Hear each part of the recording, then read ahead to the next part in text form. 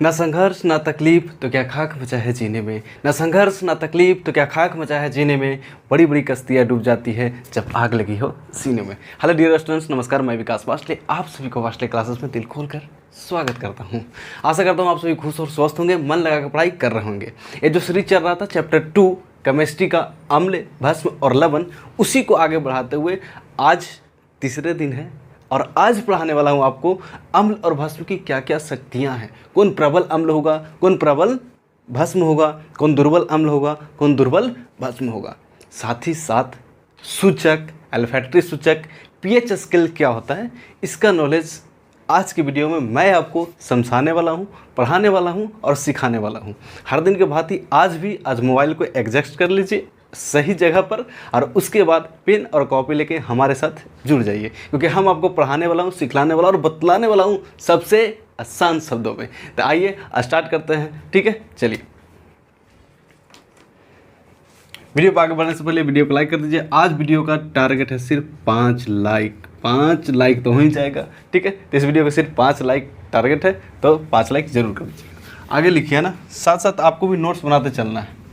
उसी को आगे बढ़ाते हुए आपको हेडिंग देना है, ठीक है। साथ साथ आपको लिखना है ताकि आपको फीलिंग हो कि आप बैठकर सामने पढ़ रहे हैं। जैसे हम फीलिंग कर पा रहे हैं कि आपको सामने पढ़ा पा रहे हैं, उसी तरह से आपको समझना है, फीलिंग करना है कि हमें सामने बैठ के कोई पढ़ा रहा है और हम उसको पढ़ रहे हैं, ठीक है। तो साथ साथ अभी लिखिए, हेडिंग दीजिए अम्ल और भस्म का शक्ति।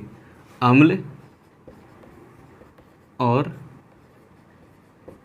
भस्म की शक्ति, ठीक है। ये हेडिंग हो गया। अब उसी हेडिंग में नीचे से लिखेंगे, है ना, स्टार दे दीजिए और यहाँ पे लिखिए प्रबल अम्ल। प्रबल अम्ल, ठीक है। डिफिनेशन पहले लिख देते हैं, उसके बाद आपको समझाएंगे क्या प्रबल अम्ल होता है। आप भी साथ साथ लिखिए वैसा अम्ल जो जल में घुलकर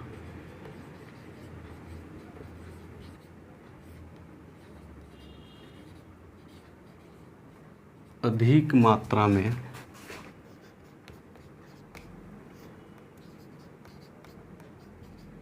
H+ आयन मुक्त करता है तो उस अम्ल को प्रबल अम्ल कहते हैं।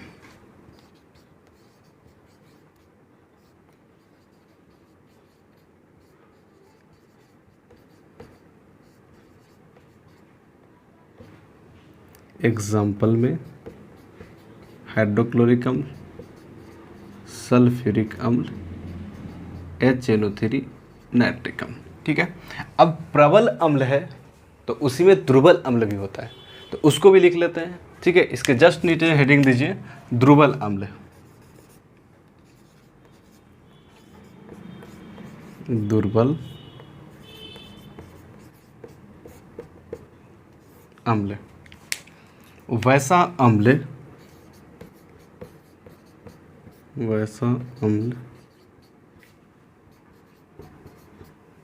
जो जल में घुलकर, जो जल में घुलकर कम मात्रा में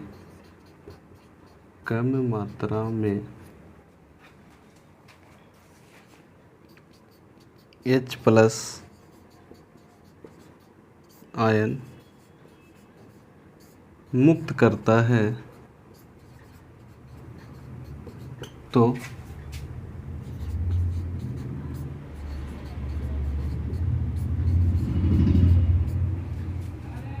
उस अम्ल को दुर्बल अम्ल कहते हैं।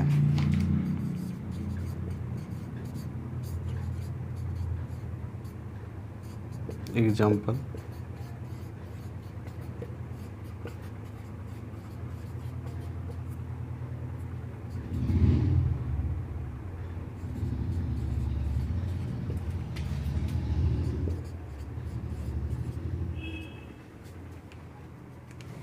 ठीक है, आई होप आप लिख लिए होंगे ना।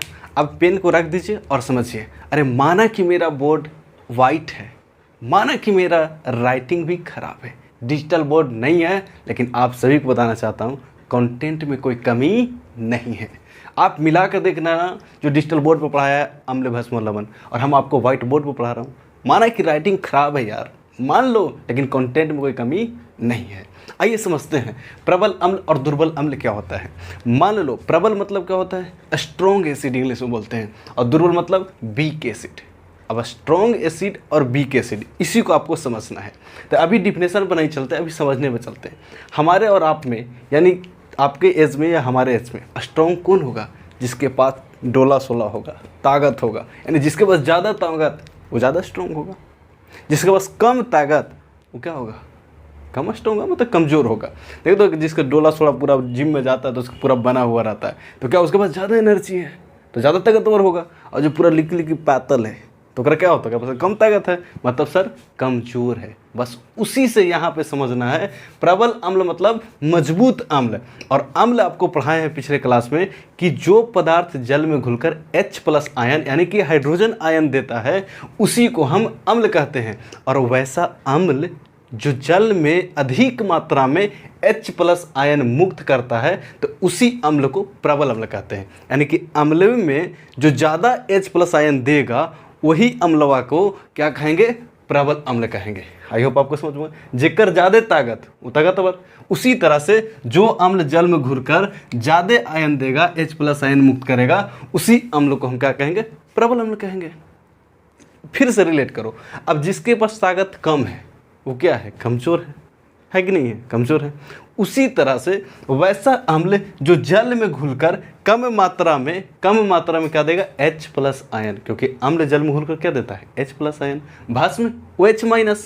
तो वैसा अम्ल जो जल में घुलकर कम मात्रा में H+ आयन देगा, H+ आयन मतलब हाइड्रोजन आयन। H+ आयन क्या बोलते हैं? हाइड्रोजन आयन बोलते हैं। तो जो कम मात्रा में देगा उस अम्ल को क्या बोलेंगे? दुर्बल अम्ल। दुर्बल मतलब कमजोर। तो वैसा अम्ल जो कम मात्रा में H+ आयन देगा उसको दुर्बल अम्ल कहते हैं। अब आपको पता करना है कि सर कौन सा अम्ल वो मजबूत है और कौन सा कमज़ोर है, ज़रा बताइए तो।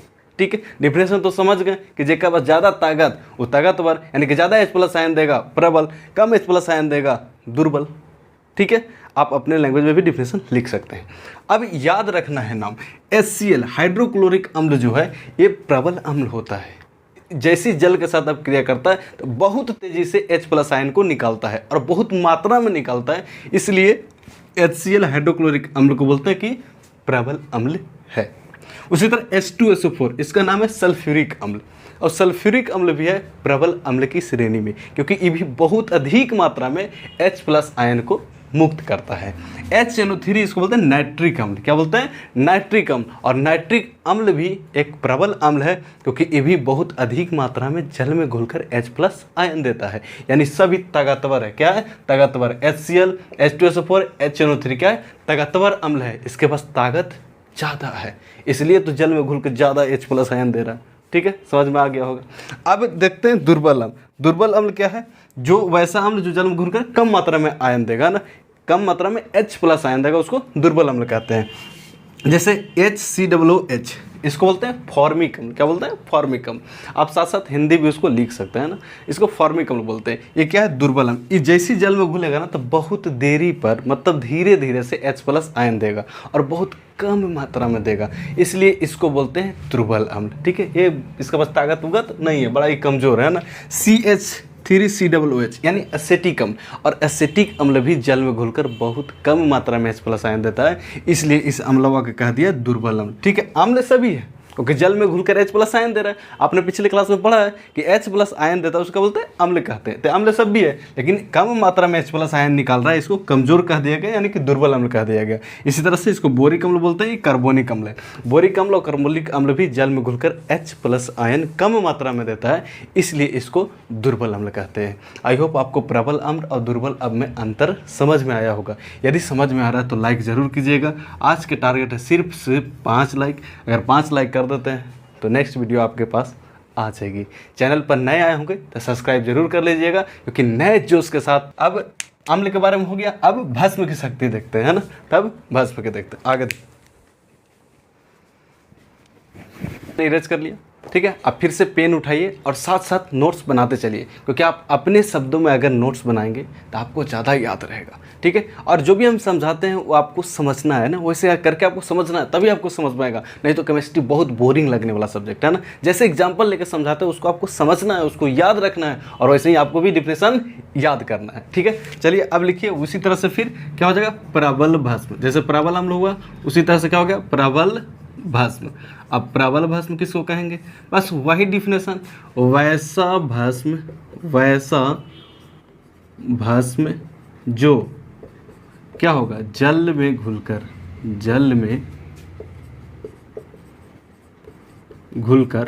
अब भस्म जो है जल में घुलता है तो क्या देता है, H+ आयन कि OH-। आप बताइए, आप पिछले क्लास में पढ़े हैं? यदि नहीं पढ़े तो जाकर देख लीजिए ना। भस्म जो है जल में घुलकर OH- देता है, जिसको हाइड्रोक्साइड आयन कहते हैं। तो वैसा भस्म जो जल में घुलकर OH- यानी कि हाइड्रोक्साइड आयन अधिक मात्रा में मुक्त करता है, अधिक मात्रा में मुक्त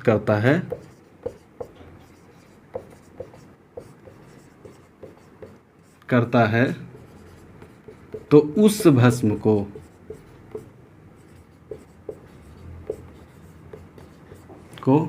प्रबल भस्म कहते हैं, प्रबल भस्म कहते हैं। एग्जाम्पल में याद रखिए, KOH, NaOH, ठीक है। अब दूसरा हेडिंग दीजिए, प्रबल अम्ल भस्म हो गया, अभी समझाएंगे ना, बस आप लिखते जाइए साथ साथ, आप नोट्स बनाते जाइए, ठीक है। इसके बाद लिखिए द्रुवल भस्म। क्या लिखिए, द्रुवल भस्म। वैसा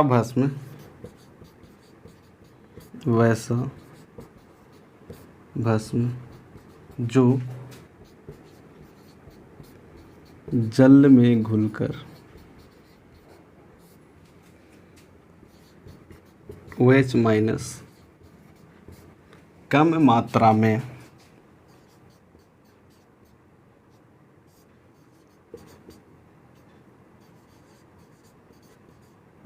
मुक्त करता है, तो उस भस्म को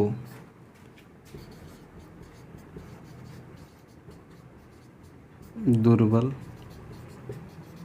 भस्म कहते हैं। Example MgOH2। एग्जाम्पल लिखते चलिए साथ साथ, ठीक है। जो पानी से नहाता है सिर्फ लिबास बदलता है, जो पानी से नहाता है सिर्फ लिबास बदलता है, लेकिन जो पसीना से नहाता है इतिहास बदलता है। तो फिर दोस्तों आपको इतिहास बदलना ना, अगर आप अपने परिवार में अच्छे नंबर नहीं लाए हैं या कोई नहीं लाया है तो आपको लान कर दिखाना है, ताकि आपके माँ बाप का सर गर्व से ऊंचा हो जाए। और आपकी थोड़ी सी मेहनत से अगर आपको माँ बाप की आंखों में एक पल की खुशी आ रही है तो देने में क्या दिक्कत है, कुछ दिक्कत है नहीं। तो हम आपको अच्छे से पढ़ा रहे हैं, बस अब शिद्दत से पढ़ते जाइए। आइए समझते हैं प्रबल भस्म क्या कहते हैं। प्रबल भस्म मतलब मजबूत भस्म आपको समझना है। और मजबूत कौन होता है, जिसके पास ताकत ज़्यादा होता है। और दुर्बल भस्म मतलब कमज़ोर भस्म। कमज़ोर कौन होगा, जिसके पास ताकत कम होगा। अभी के दौर में देखते होंगे जिसके पास धन संपत्ति ज़्यादा है उसको बोलते हैं मजबूत है ना, हर चीज़ से मजबूत है। जिसके पास धन संपत्ति कम है, जैसे हमारे ऐसे लोग, ठीक है, आपके जैसे लोग, मिडिल परिवार वाला, वो कमज़ोर माने जाते हैं। बस उसी से आपको रिलेट कर लेना है।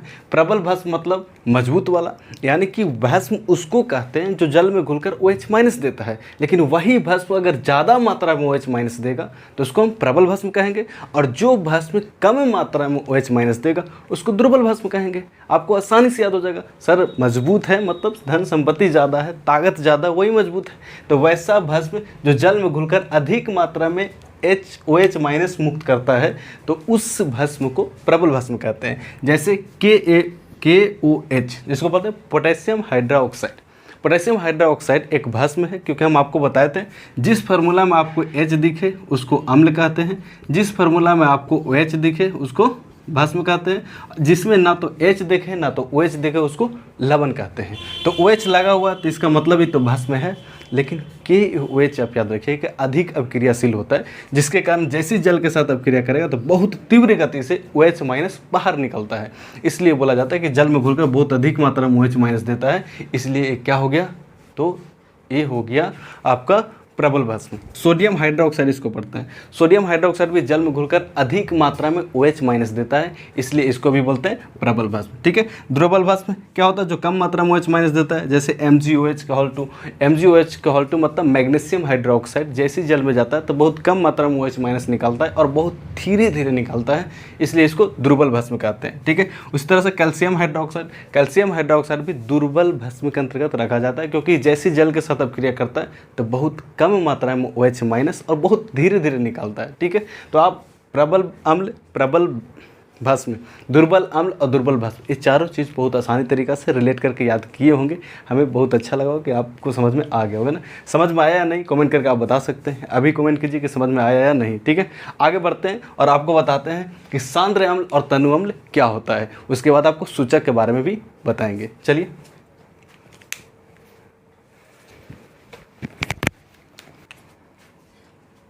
इसको इरेज कर लिए और अब फिर से पेन उठाइए और हेडिंग दीजिए सांद्र अम्ल। सांद्र अम्ल। ठीक है। और लिखिए जब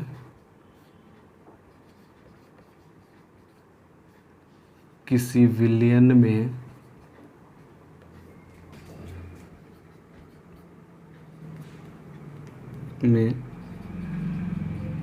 पर्याप्त मात्रा में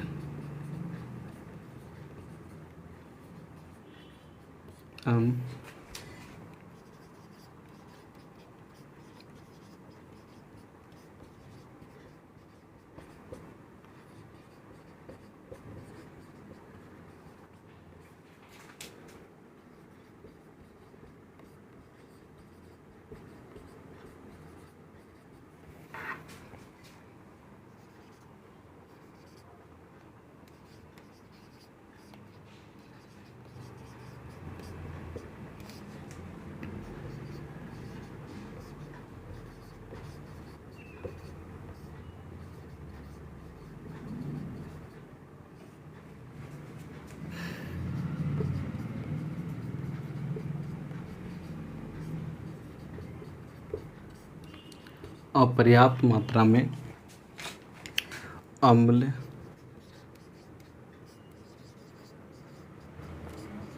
घुला रहता है तो उसे तनु अम्ल कहते हैं। ठीक है। पहले दो टर्म को समझ लेते हैं। पहला एक सांद्र अम्ल और दूसरा है तनु अम्ल। सांद्र अम्ल कहता है कि जब किसी विलयन में अगर अम्ल पर्याप्त मात्रा में घुला हुआ है तो उस विलयन को बोलते हैं कि सांद्र अम्ल है। ठीक है। अगर सांद्र भस्म पूछा तो वही सांद्र भस्म हो जाएगा, अम्ल की जगह भास्वर प्रकाश हो जाएगा। ठीक है। तनु अम्ल यानी कि जब किसी विलयन में अम्ल अपर्याप्त मात्रा में घुला हो तो उसे हम तनु अम्ल कहते हैं। अब पर्याप्त और अपर्याप्त क्या होता है उसको समझते हैं। ठीक है। चलिए एग्जाम्पल से समझते हैं। अब पर्याप्त का मतलब और अपर्याप्त का मतलब क्या है। जैसे कभी शादी ब्याह में गए होंगे, वहाँ पे गए तो बहुत सारा भोजन रहता है। अब अलग अलग चीज़ खाए, पूरी तरह से खाना खा लिए, पूरा तरह से ठूस ठूस के पूरा भर लिए। उसके बाद आप अपने घर आ गए तो घर फिर जो भी कितना भी अच्छा खाना बने, क्या आप खा पाएंगे? नहीं खा पाएंगे। इसका मतलब है कि आप पर्याप्त भोजन कर लिए हैं। उसके बाद कितना भी अच्छा बने, चिकन कुछ भी बना हुआ रहे, तो आप ऊपर से नहीं ले सकते हैं, यानी कि आप पर्याप्त मात्रा में। लेकिन मान लो कि कहीं गया शादी ब्याह में और आपको वहाँ खाना ही नहीं मिला, नाश्ता ही नहीं मिला, कुछ नहीं मिला, उसके बाद घर आए तो कुछ भी बना होगा खा लेंगे कि नहीं खा लेंगे? आसानी से खा लेंगे। चाहे कुछ भी बने ना, नमक रोटी क्यों ना, आसानी से खा लेंगे। यानी कि उस समय आप पर्याप्त मात्रा में है, यानी कि वहाँ पे और चीज़ें किया जा सकता है उसको बोलते हैं, जिसमें और चीज़ें डाला जा सकता है उसको बोलते हैं अपर्याप्त मात्रा, यानी कि जिस मात्रा में और चीज़ें बाहर से नहीं मिलाया जाता है उसको बोलते हैं पर्याप्त मात्रा। तो वही चीज़ें जिस विलयन में अम्ल को पूरी तरह से घुला दिया जाता है और अम्ल की थोड़ी मात्रा भी उसमें नहीं घोला जा सकता है उसे बोलते हैं सांद्र अम्ल। और जिस विलयन में कम मात्रा में अम्ल घुला हो रहता है उसमें और अधिक अम्ल घुलाया जा सकता है उसे बोलते हैं तनु अम्ल। क्या बोलते हैं? तनु अम्ल। यानी सांद्र अम्ल मतलब पूरी तरह से सड़स गया ना, पूरा तरह से भर गया है, अब नहीं आएगा। तनु अम्ल, तनु अम्ल मतलब तनिसु और ले सकता है ना, तनिसु और जा सकता है, 2-4 छेने रसगुल्ले जा सकते हैं। मतलब तनु अम्ल मतलब जिस विलयन में कुछ और अम्ल घोला जा सकता है उसे तनु अम्ल कहेंगे। सांद्र अम्ल जिसमें अब नहीं जाएगा। आई होप आपको सांद्र अम्ल और तनु अम्ल समझ में आ गया होगा। ठीक है, ये था अम्ल की शक्ति के बारे में। अब आप यहाँ से पढ़ेंगे सूचक कि सूचक क्या होता है। जैसे पिछले जब हम अम्ल और भस्म का गुण बता रहे तो वहाँ पे पीएच स्केल के मान आया था। ठीक है, तो उसी के बारे में हम पढ़ेंगे। तो सबसे पहले चलिए लिख लेते हैं सूचक होता क्या है। तो आप डैश दे के लिखेंगे सूचक, इसको इंडिकेटर बोलते हैं इंग्लिश में ना।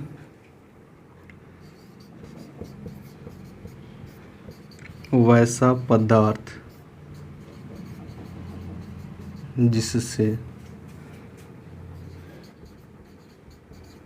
अम्लीयता, क्षारीयता,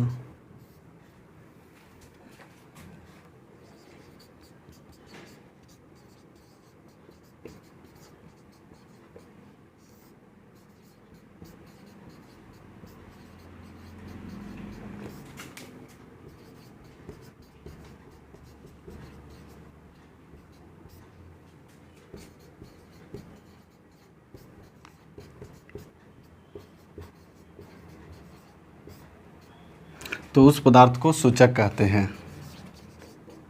अब कौन कौन सूचक होगा एग्जाम्पल में ना अभी आपको समझाएंगे ना, अभी साथ साथ आपको लिखना है।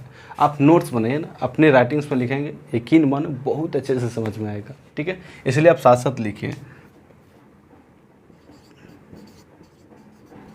लिटमस पत्र और हो गया मेथाइल ऑरेंज, मेथिल ऑरेंज, फिनोल्फथीन,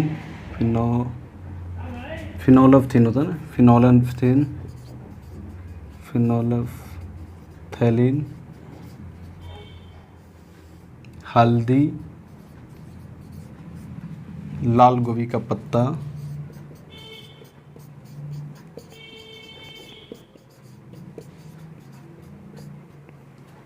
चुकंदर। ठीक है, चलिए अब सूचक समझते हैं। आई होप आप लिख लिए होंगे ना। सूचक क्या होता है, इसको इंडिकेटर इंग्लिश बोलते हैं। यानी कि वैसा पदार्थ जिसे किसी भी विलयन का अम्लीयता, क्षारीयता और उदासीनता का पता चलता है तो उसे सभी पदार्थ को सूचक कहते हैं। जैसे हम अभी बताए थे जब अम्ल, भस्म, लवण पढ़ा रहे थे तो हम कैसे जानेंगे कि अम्ल है, भस्म है, लवण है, तो आप उसको सूचक से पता कर सकते हैं या फिर पीएच स्केल से पीएच मान माप के पता कर सकते हैं। तो वैसा सूचक जिससे अम्लीयता, क्षारीयता और उदासीनता का पता चलता है तो उसे ही हम सूचक कहते हैं। जैसे लिटमस पत्र है, आपको लिटमस पत्र के बारे में थोड़ा सा और ध्यान रखना होगा। लिटमस पत्र जो है वो लाइकेन नामक पौधा से निकाला जाता है। लाइकेन नामक पौधे से प्राप्त किया जाता है और एक कवक और शैवाल का पहला प्यार से होता है। मतलब कवक और शैवाल आपस में निषेचन करते हैं, उसके बाद जो बनता है उसी को बोलते हैं लिटमस पत्र। ठीक है, ये लिटमस पत्र जो कलर होता है वो बैगनी रंग का होता है ना, कलर में होता है बैगनी रंग का। लेकिन जैसे नीले लिटमस पत्रों को अम्ल में डालते हैं तो क्या हो जाता है, लाल हो जाता है। आप पढ़े थे, लेकिन लाल लिटमस पत्र को जब अम्ल में डालेंगे तो कोई परिवर्तन नहीं होता है। आप कमेंट करके बताइएगा कि जब लाल लिटमस पत्र को जब हम भस्म में डालेंगे, किसमें, भस्म में डालेंगे, तब कैसे कलर का हो जाएगा, आपको भौतिक गुण में बताए थे। ठीक है, आगे बढ़ते हैं। मेथिल ऑरेंज है, ये भी एक सूचक है। इससे भी पता कर सकते हैं कि कौन अम्ल है, कौन क्षार है और कौन विलयन लवण है। तो जिससे पता कर सकते हैं उस सब का सब सूचक होता है। फिनोल्फथीन भी, हल्दी से, आप देखिए घर में है हल्दी, आप हल्दी से भी पता कर सकते हैं कि कौन अम्ल है, कौन लवण है और कौन क्षार है। तो हल्दी भी एक सूचक हो गया। लाल गोभी का पत्ता और चुकंदर, ये सब क्या है, सूचक है। सूचक कहने का मतलब किसी भी विलयन का अम्लीय, क्षारीयता और उदासीनता का पता आसानी से लगाया जा सकता है, उसे हम सूचक कहते हैं। आइए और आगे सूचक के बारे में जानकारी प्राप्त करते हैं। ठीक है, अब इसको समझ लेते हैं। अभी हमने पढ़ा सूचक।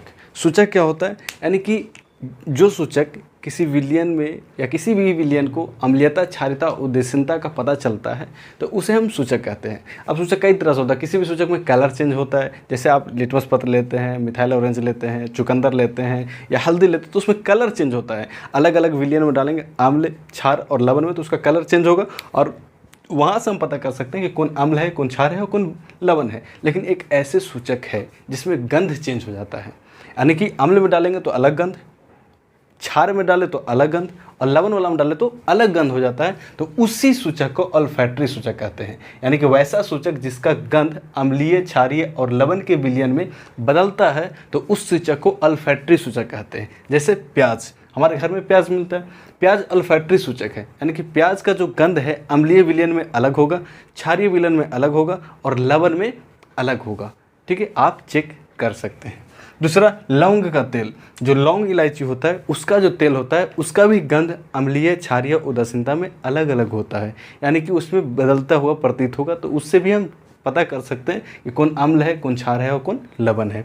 इस तरह से वैनिला इत्र, इत्र मतलब सेंट जिसको इंग्लिश में बोलते हैं ना, सेंट, उसी में से एक वैनिला इत्र होता है, उससे भी आप जांच कर सकते हैं। तो इस सब का सब क्या है, अल्फैक्टरी सूचक है। और अल्फैक्टरी सूचक से अंधा व्यक्ति भी किसी भी विलयन को अम्लीय होगा, क्षारीय होगा या लवण होगा उसको पता कर सकता है। तो आप लिख सकते हैं कि इस सूचक की सहायता से, इस सूचक की सहायता से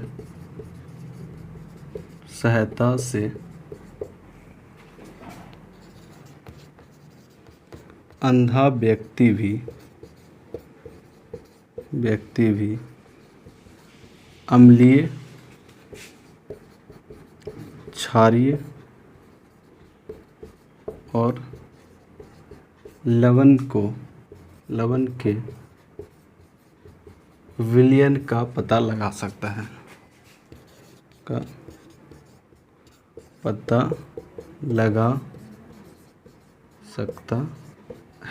क्यों? क्योंकि अंधा व्यक्ति देख नहीं सकता कि कौन सा कलर चेंज हो रहा है। एक लिटमस पत्र से नहीं बता सकता है, मिथिल ऑरेंज से नहीं बता सकता है, लेकिन सूंघ के तो बता सकता है। वो देख नहीं सकता है लेकिन सूंघ के तो सकता है। तो इसलिए अल्फैक्टरी सूचक से अंधा व्यक्ति भी बता सकता है कि कौन अम्ल है, कौन क्षार है और कौन लवण है। ठीक है, अब आगे आते हैं, चूँकि आपके लिए बहुत इंपॉर्टेंट है पीएच स्केल। तो अब चर्चा करेंगे पीएच स्केल के बारे में। इसको पहले इरेज कर लेते हैं, ठीक है, उसके बाद पीएच स्केल के बारे में चर्चा। अब जो है पीएच स्केल, इससे बहुत सारे आपसे ऑब्जेक्टिव पूछा जाता है, तो इस चीज़ को बहुत अच्छा से समझिएगा ना। पीएच स्केल क्या है, हेडिंग दीजिए पीएच स्केल, है ना, बहुत अच्छा टॉपिक है पीएच स्केल। और साथ साथ आगे लिखे ना, पीएच स्केल हो गया, पीएच स्केल वैसा स्केल जिससे अम्लीय, क्षारीय और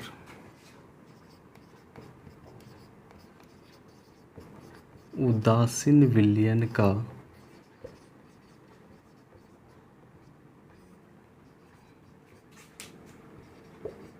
पता लगाया जाता है, तो उस स्केल को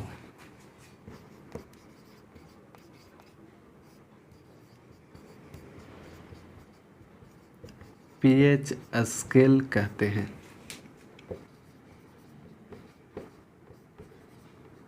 अभी आप लिखते चलिए ना, आपको समझाएंगे, बहुत अच्छा तरीके से समझाएंगे।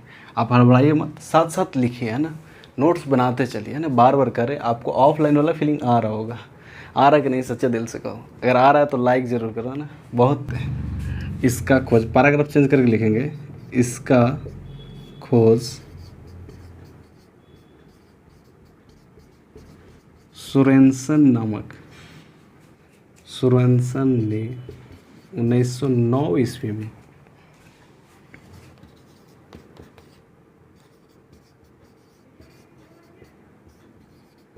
किया था।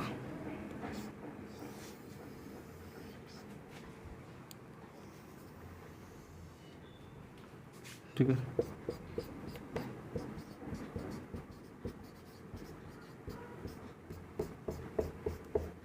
यही आपको पीएच स्केल ऐसे बना लेना है।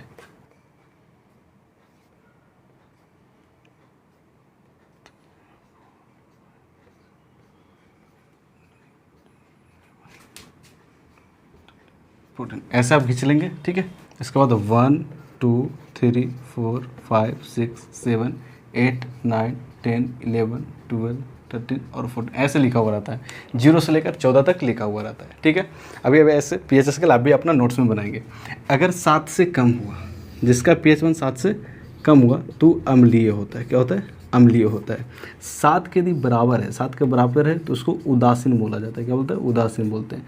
और 7 से ज़्यादा है तो इसको क्षारीय बोला जाता है। क्या बोला जाता है? क्षारीय, ठीक है, क्षारीय विलयन। अब आइए पीएच स्केल क्या है। जैसे जिस तरह से हमें बुखार लगता है तो थर्मामीटर से बुखार को मापा जाता है, ठीक उसी तरह से एक स्केल है जिससे अम्लीय, क्षारीय और उदासीन पदार्थों को पता लगाया जाता है कि यह विलयन में कौन सा है, अम्ल होगा, क्षार होगा या लवण होगा, ठीक है। उसी तरह से पता करने के जो स्केल है, उसी स्केल को पीएच स्केल कहते हैं। पीएच स्केल का खोज सोरेनसन नामक वैज्ञानिक ने किया था। और कब किया था? 1909 ईस्वी में। कभी जब पूछ जाता है कि पीएच स्केल का खोज कब हुआ था, तो 1909 ईस्वी में। किसने किया था? तो सोरेनसन नामक व्यक्ति ने किया था। अब इस पीएच स्केल को देख रहे हैं, इसमें x 0 से लेकर 14 तक दर्शाया जाता है। जैसे बुखार में जैसी लगता है तो थर्मामीटर 98, 99, 100, 101, 102 फ़ौरन हट जाता है। ठीक उसी तरह से जैसी आप विलयन में डालेंगे चेक करने के लिए, तो उसमें भी इसका स्केल बढ़ता है। अगर 7 से कम रहा तो वो अम्लीय होगा। अगर 7 के बराबर हो गया, स्केल चेक के 7 के बराबर हो गया, तब वो उदासीन होगा, यानी कि लवण होगा। और अगर चेक के 7 से अधिक हो गया तो उसको क्षारीय विलयन कहेंगे, यानी कि वैसा विलयन जिसका पीएच मान 7 से कम होगा तो उसको बोलेंगे अम्लीय विलयन। 7 के बराबर होगा तो उदासीन विलयन, और 7 से अधिक हो जाएगा तो उसको क्षारीय विलयन कहते हैं। एक और चीज़ समझना इसमें ज़रूरी है, यानी कि अम्ल की मात्रा जो है, कौन अम्ल कितना स्ट्रॉन्ग होगा उसको पीएच मान से भी समझा जा सकता है। अगर किसी अम्ल का पीएच मान इस साइड बढ़ रहा है, यानी कि 5 6 4 3 2 1 इधर, तो इधर अम्लीयता जो है बढ़ता है, यानी इधर वाला स्ट्रॉन्ग यानी प्रबल अम्ल होगा। और उसी तरह से क्षार में उल्टा होता है, अगर आगे बढ़ेगा तो इधर प्रबल भस्म होगा, इधर बढ़ेगा तो प्रबल अम्ल मतलब मजबूत वाला अम्ल। यानी किसी का पीएच मान 1 है और किसी का पीएच मान 3 है, तो प्रबल अम्ल कौन होगा? पीएच मान 1 वाला। दुर्बल अम्ल कौन होगा? तो पीएच मान 3 वाला। अगर किसी भी भस्म का पीएच मान 9 है और किसी का पीएच मान 13 है, तो पूछेगा कि इसमें प्रबल भस्म कौन होगा? तो 13 वाला, क्योंकि भस्म में जो ज़्यादा रहता है पीएच मान वो उतना मजबूत होता है, और जितना कम रहेगा उतना कमज़ोर होता है। लेकिन अम्ल में पीएच मान जिसका जितना कम रहेगा उतना ही मजबूत रहता है, और जिसका पीएच मान जितना अधिक रहता है अम्ल वाला में उतना ही कमज़ोर रहता है। और उदासीन की तो बात ही नहीं, 7 के बराबर तो उदासीन होगा, ठीक है। आई होप आपको जो भी आज समझाए होंगे आपको समझ में आया होगा। आज का वीडियो कैसा लगा कमेंट करके ज़रूर बताइएगा। ऑडियो की क्वालिटी और वीडियो की क्वालिटी कैसा था, क्या इसमें और सुधार किया जा सकता है, हमें कमेंट करके ज़रूर बताइएगा, ताकि उसको नेक्स्ट क्लास में सुधारा जा सकता है। हर दिन की बात ही आज भी, अगर आपको वीडियो का टारगेट पता ही है, आज 5 लाइक का टारगेट है। बहुत मेहनत लगता है, आप देखते हैं ना, पंखा ऑफ करके चीज़ों को रिकॉर्ड करना, आपको बतलाना बहुत रहता है। बस आप हमें साथ दीजिए, हम आपको साथ ज़रूर देंगे। बस हर दिन के भांति इस दिन भी आँखों में अरमान लिया, आँखों में अरमान लिया, मंजिल को अपना मान लिया, तो है मुश्किल आसान क्या, जब ठान लिया तो ठान लिया। तो हमने ठान लिया है आपको पूरी तरह से साइंस पढ़ाने का। बस आपको सपोर्ट की ज़रूरत है, आप हमें सपोर्ट कीजिए, हम आपको सहयोग ज़रूर करेंगे, ठीक है। अगर वीडियो अच्छा लगता है तो वीडियो को लाइक कीजिए, सब्सक्राइब नहीं किए हैं तो सब्सक्राइब करके हमारे छोटे से परिवार का सदस्य ज़रूर बने। अपने दोस्तों में इस वीडियो को शेयर करें, दोस्तों को बताएं। अगर आपके पास कोई ग्रुप है स्टडी का तो उसमें शेयर करें, ठीक है। तब तक के लिए बस आज की क्लास में इतना ही। मिलते हैं आपसे नेक्स्ट क्लास में नए जोश और जुनून के साथ। तब तक के लिए आप जहाँ भी रहिए खुश रहिए, स्वस्थ रहिए, मन लगा कर पढ़ाई कीजिए, अपने से बड़े बुजुर्गों को सम्मान जरूर कीजिए, टीचर को सम्मान कीजिए, माता पिता के कामों में सहयोग जरूर कीजिए। All the best, thank you, जय हिंद।